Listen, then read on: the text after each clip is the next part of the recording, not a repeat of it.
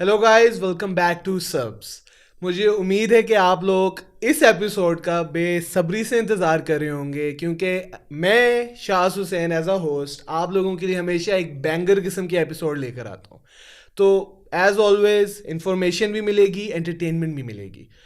अब मैं हर एपिसोड में एक बात ना रिपीट ज़रूर करता हूँ। वो बात होती है कि यार, if you have the talent and you have the courage in your heart to come out और अपना शोकेस करो, तो उसमें हर्ज क्या है? टैलेंट को शोकेस करने में कोई हर्ज नहीं होता। तो मैं आप लोगों के लिए एक बेहतरीन सुपरस्टार लेकर आया हूँ, एंटरटेनमेंट की इंडस्ट्री से, सिंगिंग की इंडस्ट्री से, उस्मान रईस। कैसे हैं उस्मान आप? ठीक मैं है? बिल्कुल ठीक हूँ। आप बताएं खैरियत से? अल्हम्दुलिल्लाह, अल्हम्दुलिल्लाह। तो कैसा लग रहा है हमारे पॉडकास्ट पे आके बहुत अच्छा आपको? लग रहा है और बहुत अच्छी वाइब है यहाँ पे। और as soon as I came here मुझे बहुत अच्छी फीलिंग आ रही है। So thank you for having me. No, it's a blessing in disguise to have such a talented man thank you. इस पॉडकास्ट में। सच बात बताऊं, लिटरली 2 हफ्ते हम मिन्नतें करते रहे इनकी कि यार प्लीज़ हमारे पॉडकास्ट पे आ जाओ, ठीक है, कि हमें थोड़ा सा मिले कि फुल ऑन टैलेंटेड शख्सियत हमारी इस पॉडकास्ट पर आ रहे हैं। तो how do you feel like your coming on a podcast, और वो भी सब्स टीवी पे भाई? आई फील ग्रेट, लाइक बहुत अच्छी फीलिंग है। और इंटरव्यूज तो नॉर्मली देते हैं, बट जब आपका इंटरेक्शन बिफोर द इंटरव्यू, आपका जब इंटरेक्शन से ही आपको पता चल जाता है कि वो ये सब कैसा होगा। सो आई फील रियली ग्रेट। और ऑफ कोर्स अली भाई is my really good friend, तो बहुत अच्छा महसूस हो रहा है। चलें, गुड हो गया। तो अब आप लोग सोच रहे होंगे इंट्रोडक्शन हो गया, ठीक है, सेलिब्रिटी के बारे में भी आप लोगों को पता लग गया कि mega superstar in the subs platform. तो अब हम स्टार्ट करते हैं little bit of information about you, ठीक है? एंटरटेनमेंट भी मिलेगी, जाना नहीं, एंड तक देखो सुकून से बैठ के। तो मुझे उस्मान आप ये बताएं कि why music? I had a dream when I was a little kid. मेरा मानना ये है कि अल्लाह ताला आपके अंदर डिज़ायर डालते हैं, हर किसी के अंदर कुछ ना कुछ डिज़ायर डालते हैं। सो मैं छोटा था, मुझे अभी भी याद है, 3 क्लास में था और समथिंग लाइक दैट। तो मुझे ख्वाब आया था, जो मुझे बाद में रियलाइज़ हुआ कि ये ख्वाब वाकई इसका कुछ मतलब था। तब बच्चा था, मुझे नहीं पता था। सो मुझे वो ख्वाब ये अभी तक याद है कि मैं गा रहा हूँ स्टेज पे और बहुत ज़्यादा लोग, मतलब कॉन्सर्ट की तरह बहुत ज़्यादा लोग हैं और मैं आगे गा रहा हूँ। So that was the first thing, specially after A levels में मुझे याद है कि मैं बहुत इंट्रोवर्ट था। मेरी जो पर्सनैलिटी थी वो बहुत इंट्रोवर्ट थी। सो ए लेवल्स में मेरे बहुत दोस्त थे, तो वो कहते थे कि तुम गाया करो, और मैं इंट्रोवर्ट था, शाय था। लेकिन जब ए लेवल्स मैंने ख़त्म हुआ मेरा, उसके बाद मुझे आई डोंट नो, मुझे इस सारा अल्लाह की तरफ से होता है कि मुझे सारा माइंड में एकदम चला कि यार this is what I have to pursue as a profession. Because मुझे अल्लाह ताला ने आवाज़ दी है। हर किसी को आवाज़ मिल सकती है, बट कुछ लोगों को, सिलेक्टेड लोगों को मिलती है, वो भी अल्लाह की देन है, गॉड गिफ्ट है। सो ये ऐसे तो नहीं मिल सकती कि मैं इसको वेस्ट कर दूँ। Exactly, this is true. हाँ, तो बस उस टाइम पे मैंने रियलाइज़ किया कि म्यूज़िक इज़ माई थिंग। और फिर मैंने जो मेरे बचपन में जो मुझे ख्वाब था वो मुझे याद था। So basically it had to happen and I was made for this. अब मेन, अगर if you guys focus on this one thing ना, जो कि उस्मान भाई ने भी बोली है कि ख्वाब आया था, ठीक है, और ख्वाबों की भी ताबीर होती है जी, ठीक है। अब आप उसको एज अ गलत सेंस में भी लेके जा सकते हो, आप उसको एज अ पॉजिटिव सेंस में भी लेके बिल्कुल जा सकते हो। जी। तो व्हाट डिड ही डिड, उन्होंने क्या ऐसा स्पेशल किया? कुछ स्पेशल ऐसा नहीं किया, उन्होंने अपने दिल की सुनी, उन्होंने अपने दिमाग की सुनी, ठीक है, कि यार वही अल्लाह ने मुझे एक प्लेटफॉर्म दिया, ठीक है। अब मेरी एग्जांपल ले लो, I got this platform Usman, ठीक है। अब मैंने इसमें बुलाने हैं, डिफरेंट इन्फ्लुएंसर्स को बुलाना है, ताकि वो इधर आके कहानी बताएं, अपनी स्ट्रगल्स बताएं कि यार हमने इतना ज़्यादा स्ट्रगल किया है लाइफ में, तो we are at this stage right now. तो आप लोगों को क्यों ऐसा फील हो रहा है कि you guys can not do anything? यार हर इंसान कर सकता है, हर इंसान कर सकता है, और इसके लिए आपको you have to be brave enough, Yes. especially in a place where you're living, जहाँ पे आपको एक्स्ट्रा एफर्ट करनी पड़ती है। so you have to be brave enough to pursue what you want, और आपके दिल में से क्या उठता है। Yes. तो आप बिल्कुल ठीक कह रहे हैं। तो अब जैसे कि you were in 3 class, yeah you had a dream, ना परसू करते। एग्जैक्टली और मुझे याद क्यों रहता, ख्वाब आते हैं बंदा भूल जाता है, ऑब्वियसली बेबी होते थे सब छोटे छोटे बच्चे। This is what I am telling you कि मैंने दोनों चीज़ों को, कि मुझे अभी तक वो ख्वाब भी याद था, ओ लेवल्स में, ए लेवल्स में मुझे याद था कि मुझे एक ख्वाब आया था। सो ये सारी चीज़ें कनेक्टेड थी जिससे मुझे रियलाइज़ हुआ। और ये भी अल्लाह ताला की ब्लेसिंग होती है कि आप कुछ चीज़ों को कनेक्ट करें कि अच्छा यार ये करना है मुझे। आसान नहीं था ऑफ कोर्स इसको चूज़ करना, लेकिन I had to do it. और मुझे इसके अलावा कुछ नज़र ही नहीं आता था, ना अभी तक आता है। मैं अभी तक फुल टाइम म्यूज़िक करता हूँ। So this is what I made for. अब इनकी स्टोरी सुनी कि 3 क्लास से हमने स्टार्ट कर लिया, ठीक है। अब यहाँ पे उस्मान बहुत ज़्यादा हमारे टैलेंटेड, आपको पता है Pakistan is like full of talents, बहुत ज़्यादा स्टूडेंट्स हैं, बहुत ज़्यादा यंगस्टर्स हैं, और आप टीनेजर्स भी कह लो, एडल्ट्स कह लो, जो कि अभी तक इस फील्ड में आना चाह रहे हैं। फैमिली प्रेशर, आपने अपने फैमिली प्रेशर को किस तरीके से डील किया? यार after completing the A levels मुझे याद है कि मेरी जो मॉम है उन्होंने इस बात को बहुत कंसर्न शो किया था कि ये जो फील्ड है इसमें बहुत ज़्यादा टाइम टेकिंग एक तो है ये, और उसके अलावा एफर्ट बहुत ज़्यादा है। सो और बाकी सब मामलात भी, फाइनेंसिस, आपको एक पॉइंट के बाद जाके आपका सेटलमेंट होती है। सो उन्होंने मुझे पहले इस बात पे किया था, फिर मेरी और उनकी बातचीत रही, उनको कन्विंस करना भी एक काम था। तो खैर हर पेरेंट्स ऐसे नहीं होते, आई एम श्योर कि मैं कुछ ऐसे लोगों को जानता हूँ जिनके पेरेंट्स बिल्कुल अलाउ नहीं करते। सो वो उस वजह से वो वेस्ट जाता है जो टैलेंट होता है अल्लाह की तरफ से। सो मैंने तो अल्हम्दुलिल्लाह मेरे पेरेंट्स बहुत अंडरस्टैंडिंग रहे हैं हमेशा से, इस वजह से इट हैज़ बिन गुड। और उन्होंने एक टाइम पे मान लिया कि आपका दिल में जो आ रहा है आप वो करें, and we are here to support you. So like you are saying कि you like were one of the lucky guys. Exactly, yeah, you can say I'm a blessed one. So what do you think कि hard work में does luck matters? Bro, this one I think luck does matters एक हद तक, ठीक है। ऐसा भी नहीं हो सकता कि आप लकी हो जाएं लेकिन आपके पास कोई स्किल या टैलेंट ना हो, so it's all connected। ये कनेक्शन है एक लक का भी और हार्ड वर्क का, और स्पेशली इंटेंशंस का, आपकी नीयत और आपके अंदर जो होता है ना, लक भी मुझे लगता है उससे रिलेटेड एक चीज़ है। तो ऐसा भी है कि कुछ मुझे ये भी लगता है कि जो लोग अनलकी होते हैं, मुझे लगता है कि वो लक पे कभी किसी को ब्लेम नहीं करना चाहिए, क्योंकि आप कहीं ना कहीं लैग कर रहे होते हैं, और अगर आप बिल्कुल मंजर पे आ गए तो इसका मतलब है कि आपने वो जहाँ पे आप लैग कर रहे थे वो आपने उसको डिफीट किया। सो लक मैटर्स, बट उससे ज़्यादा मुझे लगता है कि hard work is the key and consistency is the key. So फिर उसके बाद लक आपको चेज कर लेती है depending on the intention you have for the work. So intensity की भी बात कर ली हमने, लक की जो बेसिस जो रिक्वायरमेंट है, रूट है जी, वो भी जो लक है आपका, it's on the consistency, on the hard work. बिल्कुल ठीक है। अब it took you about 10 to 11 years to be at this stage in your life। आप अपने दोस्तों को ये बोलते होगे कि मेरे OST आते हैं, मैं टूर करके आया हूँ अभी बाहर का, बोलता हूँ। कैसा फील होता है? बहुत अच्छा फील होता है, और ये फीलिंग बहुत अच्छी है। मतलब यूर ऑल स्पॉन्सर्ड, और आप अपना दुनिया भी घूम रहे हैं, और जो आपको जिस चीज़ से आपको प्यार है, आप लोगों को वही चीज़ दे रहे हैं, उनको खुश कर रहे हैं, एंटरटेन कर रहे हैं, या उनको इमोशनल कर रहे हैं। So it feels great man, I am more than blessed to have this life. And अब आप लोग सोच रहे होगे कि he is blessed, he wasn't blessed, उन्होंने वो ब्लेसिंग खुद हासिल की है by doing all the hard work. यार 8 साल इज़ अ बिग थिंग, ठीक है, डेकेड काउंट नहीं होती। 10 to 11 years of experience right here. आप लोग किस चीज़ का वेट कर रहे हो?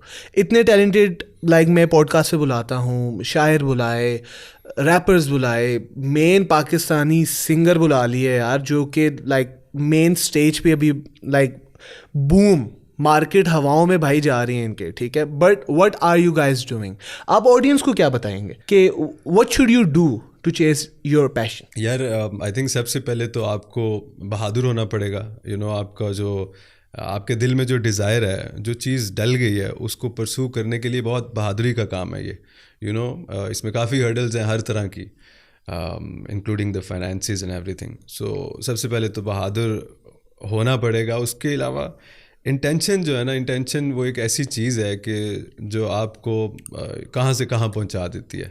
आपकी नीयत जितनी साफ़ होगी, आप लोगों के साथ ऑनेस्ट होंगे, किसी की क्या कहते हैं हक तलफी नहीं करेंगे, so I think in the end it will all be good. और अल्लाह जो हैं वो उन्हीं के साथ होते हैं जो बहुत ऑनेस्ट होते हैं लोगों से, किसी का हक नहीं मारते।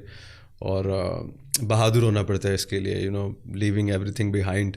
आपको उसी चीज़ के साथ लगे रहना चाहिए, और ऐसा नहीं कि आपने और डिस्ट्रैक्शंस पालनी है। फेजेस होते हैं, डिस्ट्रैक्शंस आती हैं, बट उन डिस्ट्रैक्शंस को आपने पीछे छोड़ के एक ही चीज़ पे फोकस करना और कंसिस्टेंट रहना।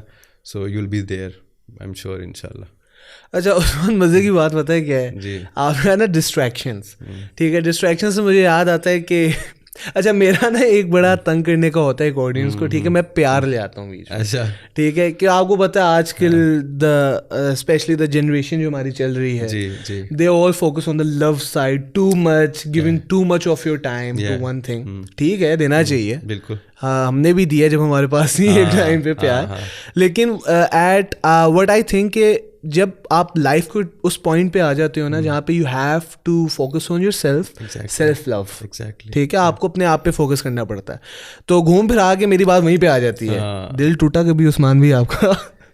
यार हाँ टूटा, लेकिन मज़े की बात यह है कि जब मेरा नहीं भी टूटा था तो मैं इंटरव्यूज़ करता था तो मेरे से पूछा जाता था कि आपकी आवाज़ में बहुत दर्द है, तभी तो मैंने पूछा। हाँ, बट ऐसा वो एक अल्लाह की तरफ से एक टोन, मेरा एक टेक्सचर है, लेकिन हाँ बिल्कुल टूटा है, और इसमें कोई हर्ज नहीं है। टूटना is not a bad thing. आप टूटने ही के लिए ही तो बना है दिल। एग्जैक्टली, दिल है तो दर्द भी होगा, दर्द है तो दिल भी होगा, तो ये मैं ट्रॉमा में चला जाऊंगा भाई, मैं पहले बता रहा हूँ। मैं इसमें ये भी ऐड करूँगा, आपने बड़ी अच्छी बात की है कि जो डिस्ट्रैक्शंस हैं, ये आपके रिलेशनशिप्स हैं या व्हाटएवर इट इज़, कोई भी लाइफस्टाइल है आपका, वो आपको किसी टाइम पे उनको पॉज नहीं, मतलब उनको रोकना पड़ेगा या बहुत काम करना पड़ेगा, तब जाके आप उस ट्रैक पे और उससे एक स्टेप अहेड आप जाते हैं। सो आई थिंक वो डिस्ट्रैक्शन जो होती है ना, उसको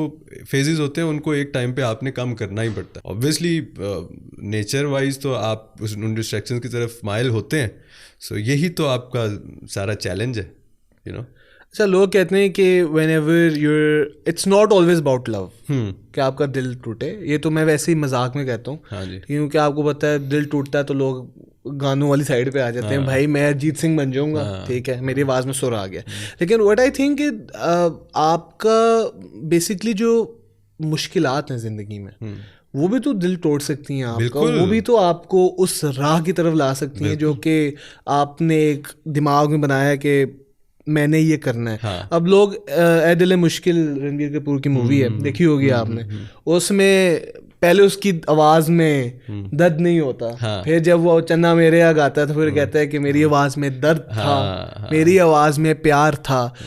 लोगों ने उस चीज़ के साथ कंफ्यूज किया हुआ। It's not always about the love, it's always about the hardship जो आप फेस कर रहे हो एंड कंसेक्टिव डाउनफॉल्स जो कि आपको मिलते हैं। बिल्कुल, और फेलियर्स जो आपको मिलते हैं उन्हीं से आप जागते हैं एक टाइम पे कि नहीं, I am not gonna quit, I am gonna do this. तो कोई गाना तो होना चाहिए, कुछ खूबसूरत सी आप हमें गाना सुना दें मेलोडी के साथ, वैसे ही हमिंग करते हुए। थोड़ा बहुत नॉलेज मुझे भी है, ठीक है, इतना पागल नहीं हूँ मैं। तो आप लेट्स ट्राई समथिंग, आप खुद कुछ गाएं, सुनाएं ऑडियंस को। बिल्कुल मैं कुछ सुनाता हूँ आपको। सोनिया माहिया दिल लगदा नी तेरे बिना, दूर न जा वे माहिया, दिन लंघदा नी तेरे बिना, दूर न जा, दूर न जा, दूर न जा। हंजुआनू तू इंज रोलना, इंज मैथों तू मुंह मोड़ना, तू मेरे दिल दा सुख चैन है, मेरी दुनिया भी तू ढोलना, सोने आवे माहिया, दिन लंघदा नी तेरे बिना, दूर न जा वे माहिया, दिन लंघदा नी तेरे बिना, दूर न जा, दूर न जा। Beautiful, Thank I you. Would say. Thank you bro. एक क्वेश्चन है, जी किसको कह रहे हैं दूर ना जा? यार बहुत ज्यादा है। ओह लो जी, थोड़े थोड़े फेजेस आते हैं 3 महीने के लिए, 2 महीने के लिए, तो मैं कहता हूँ ना दूर ना जा, जब वो चले जाते हैं फिर मैं कहता हूँ चलो, फिर उस पर गाना बना रहे थे, ये लो भाई तुम्हारे लिए मैंने गाना बनाया।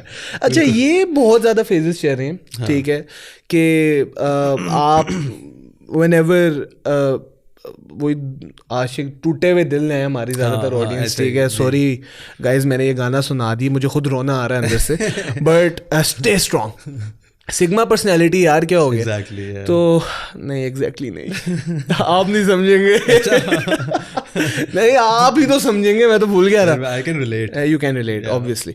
तो singing with a broken heart, what's the feeling? I know it will be like बहुत पुरानी बात होगी यार नहीं, लेकिन मैं आपको यहाँ पे एक बात कहता हूँ कि आर्टिस्ट जो है ना वो एक बहुत डिफरेंट एक चीज़ है, उसके लिए ये ज़रूरी नहीं है। यू नो मैं आपको एक मज़े की बात बताता हूँ कि मेरे साथ अक्सर ये ऐसा होता है कि मैं कहीं किसी शादी पे गया हूँ जहाँ पे ऑब्वियसली सेलिब्रेशन है, खुशी है सारा, लेकिन वहाँ पे मैं म्यूज़िक कुछ मेरे कान में पड़ता है तो मैं सैड हो जाता हूँ, और उसके अलावा अगर मैं सैड नहीं भी हो रहा तो एकदम मुझे कोई आमद होगी कि मैं कुछ लिखना शुरू कर दूंगा। वाह, अब है तो सेलिब्रेशन, लेकिन मैं अंदर से कुछ एकदम कुछ सैड चीज़ लिखने लग पड़ा हूँ क्योंकि मुझे लगा कि ये मुझे एकदम आया है। सो ये चीज़ें भी अफेक्ट करती हैं जो आपकी लाइफ में गुजर रही होती हैं, लेकिन आर्टिस्ट के लिए ये नहीं होता कि सेलिब्रेशन है तो उसने वही करना है। उसका मतलब आप क्रिएशन है ना, आपकी आर्ट जो है वो क्रिएटर ने ही आपको आर्ट दिया जो आप आगे कोई चीज़ क्रिएट कर सकते हैं। Absolutely, that's true. या लेकिन ये आप सही कह रहे हैं कि ये चीज़ें भी मैटर करती हैं कि आपकी लाइफ में हर्डल्स या दुख कितने थे वो भी कहीं ना कहीं अफेक्ट करता है आपके आर्ट में।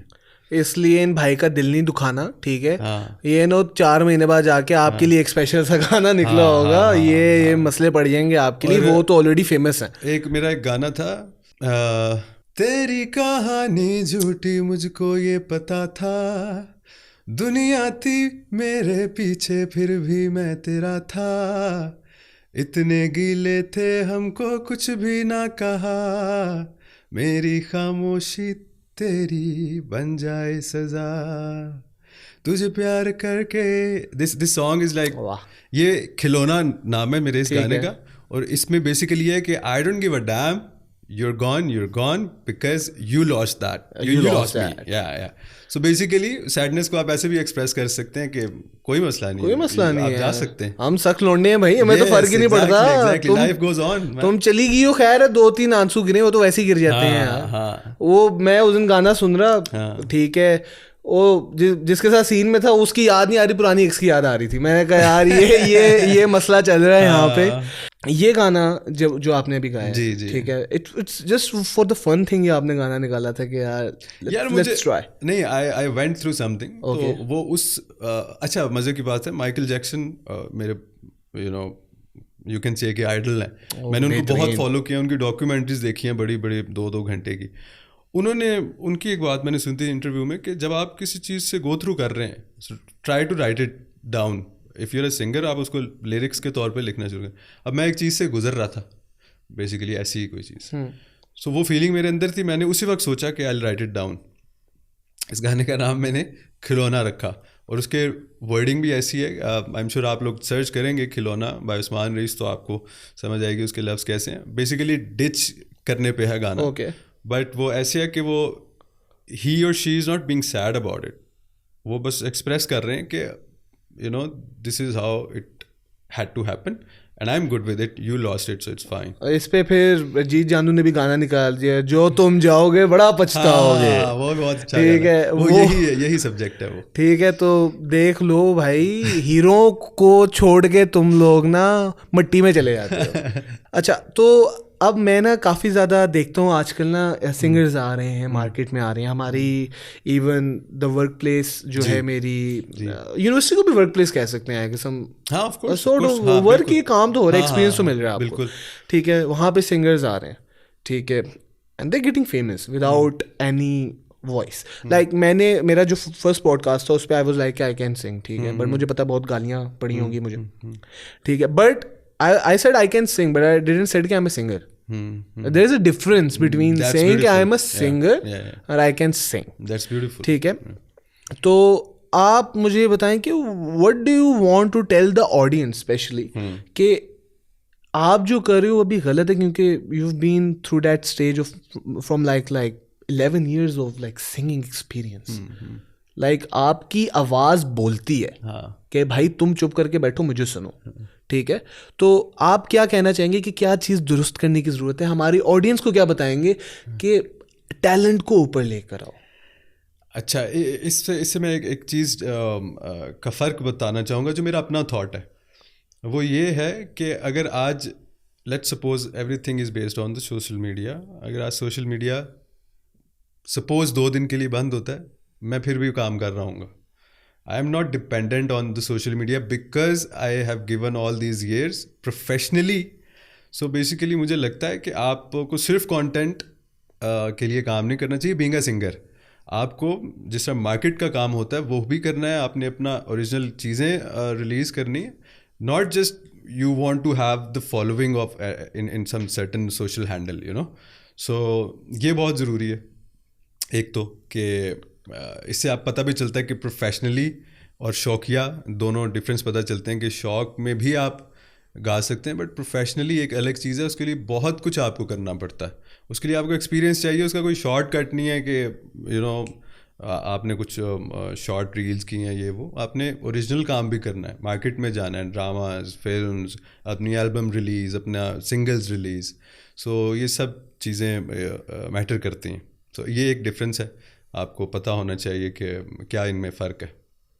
और दूसरी क्या बात थी हमारी कि किस तरीके से आप बताएंगे ना ऑडियंस को कि आपका ये गलत है. हाँ, you have to correct it in a singing way, क्योंकि obviously 10 साल का एक्सपीरियंस है. आप तो गुरु जी हैं भाई. ठीक है, तो थैंक यू. उसमें आप क्या ऑडियंस को बताना चाहेंगे जो यंगस्टर्स हैं, इन्फ्लुएंसर्स जो बन रहे हैं सिंगिंग के, कि उनको किस चीज़ की करेक्शन की जरूरत है? यार, एक तो कंसिस्टेंट रहना बहुत ज़रूरी है. दूसरा ये कि जो रिदम है, रिदम लय जिसको कहते हैं, वो बहुत ज़रूरी है. उसका पक्का होना, सुर में होना या बेसुरा होना, we can fix that somehow. But आप अगर रिदम से आउट हैं तो उसकी बहुत प्रैक्टिस करनी है आपने, if you are pursuing singing as a profession. So you know लय का पक्का होना बहुत ज़रूरी है. उसके लिए डिफरेंट प्रैक्टिसेस हैं, वो आपको करनी है. अगर आप इन सब चीज़ों में ठीक हैं, आपको लगता है, और आपके यू नो जो भी गुरुज हैं या दोस्त यार हैं जो नो हाउ रखते हैं, सो वो अगर आपको कहते हैं कि you are good at it और आपका रिदम और सुर भी अच्छा है, तो देन आपको इसको मंजर पे लेके आना चाहिए लोगों के सामने. और आई एम श्योर अगर आपके अंदर टैलेंट है तो everyone would you know appreciate it and love it. Talented आदमी ने बात की, मैंने नहीं की. ठीक है, उन्होंने बात की, उनकी बात पे अमल करो. वहाँ पे बैठ के भी देख रहे हो, देखो आगे भी पॉडकास्ट आएंगे, वो भी देखने हैं तुम लोगों ने. लेकिन ब्रिंग समथिंग आउट.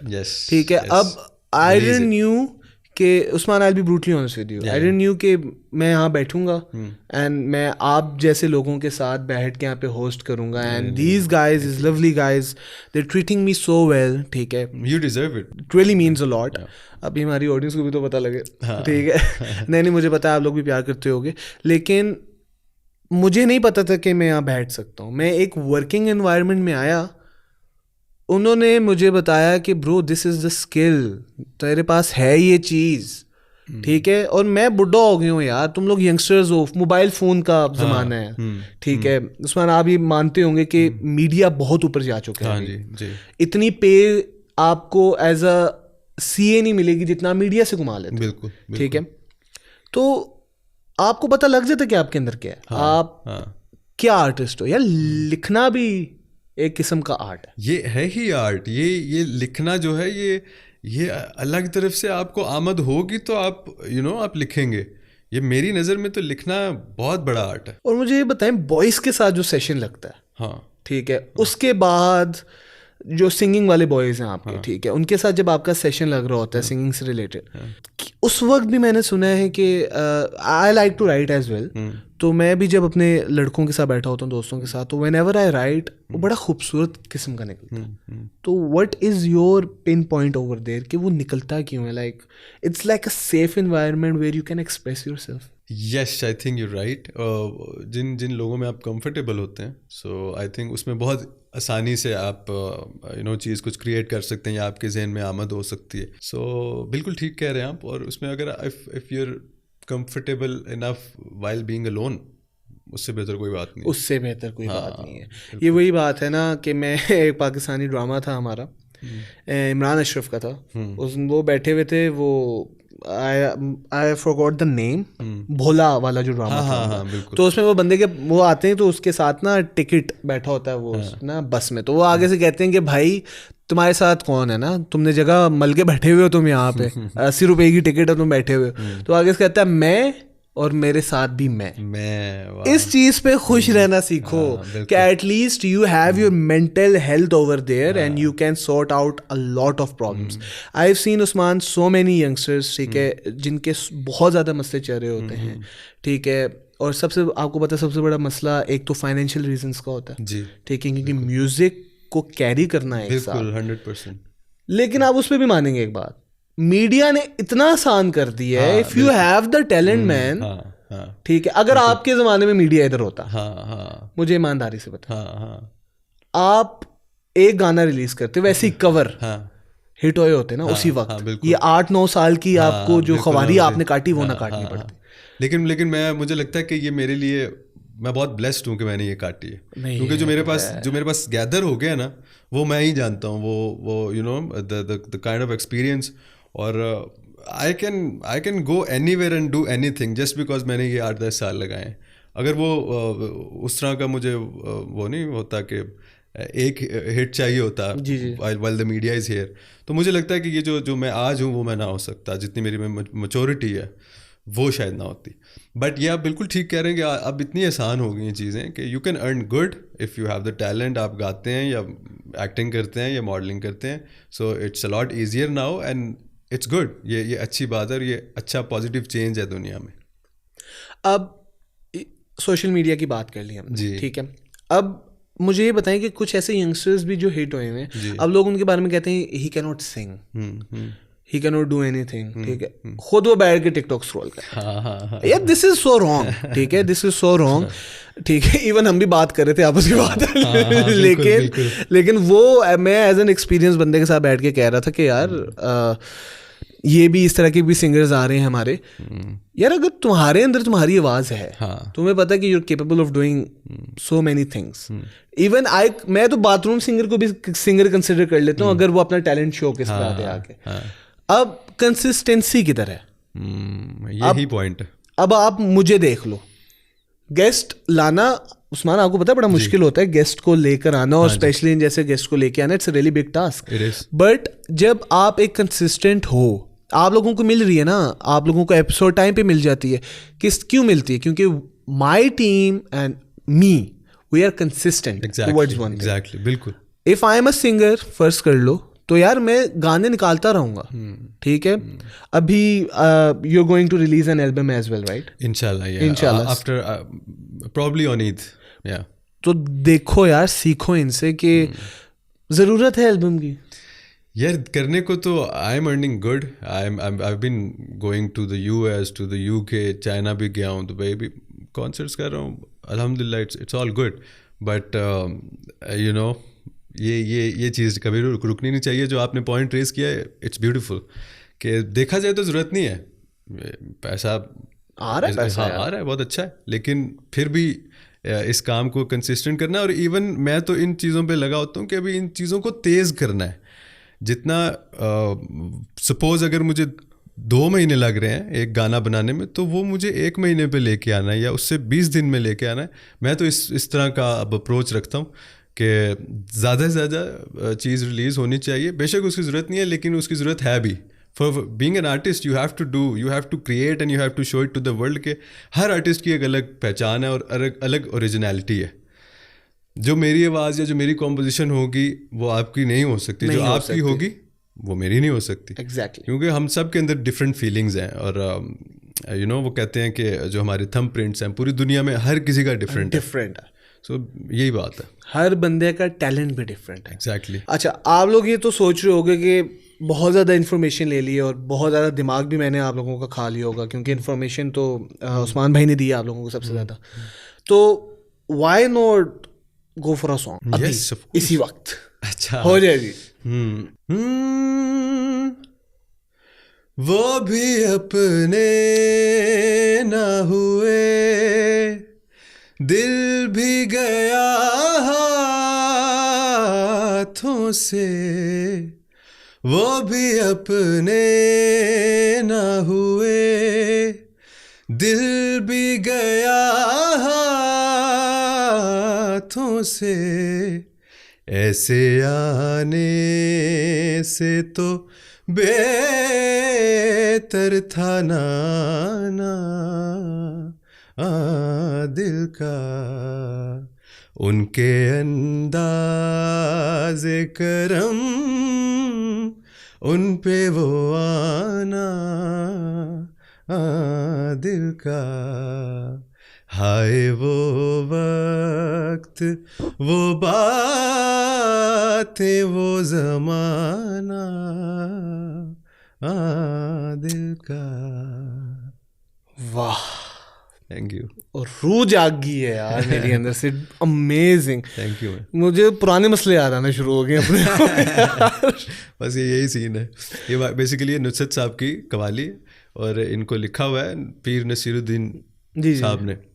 सो बहुत रिस्पेक्टेड, बहुत बड़े आदमी थे वो, उनका लिखा हुआ है शायरी।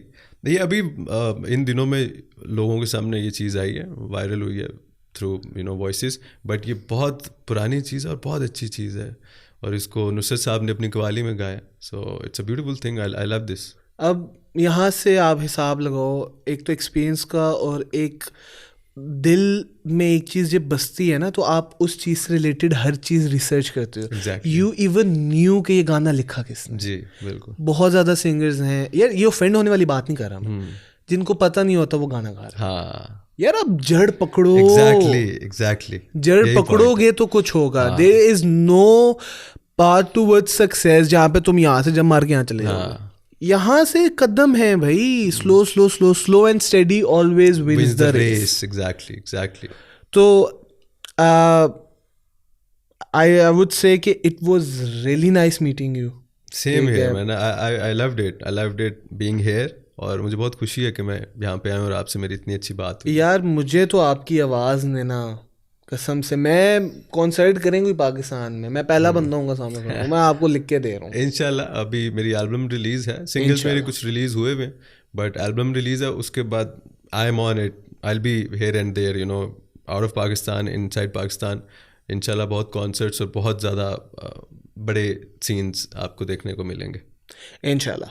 सो I know you guys will be sad right now, क्योंकि आज का podcast I think it was really amazing. A lot of knowledge, struggle से रिलेटेड बात की हमने टैलेंट शोकेस करने से रिलेटेड बात की जी।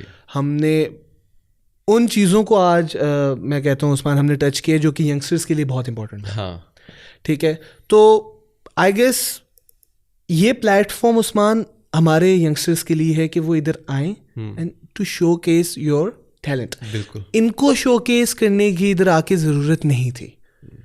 He is here because of you guys. Yes. ठीक है, आप लोगों को बताने आए हैं कि आप लोग इधर आओ, ठीक है, सुकून से बैठो and just tell me about your story कि क्या है, करना क्या चाह रहे हो।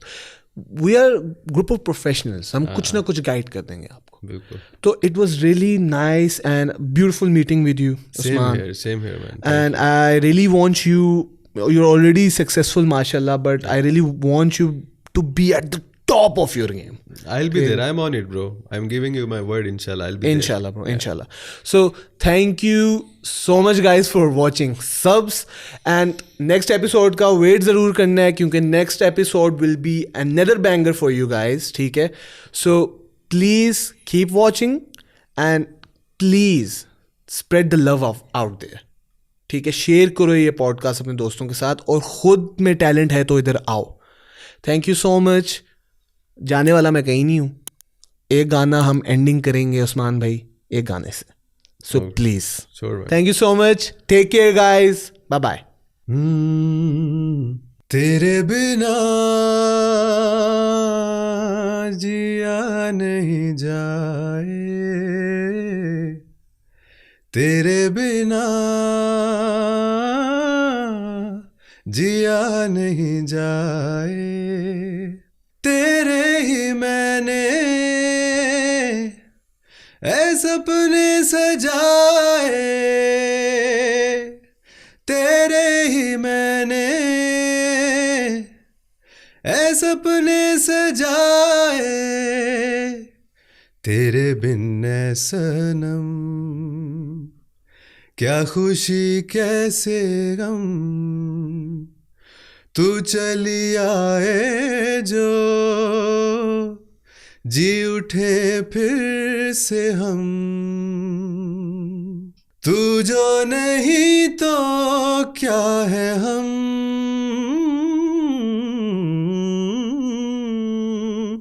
तू जो नहीं तो क्या है हम, तेरे बिना जिया नहीं जाए,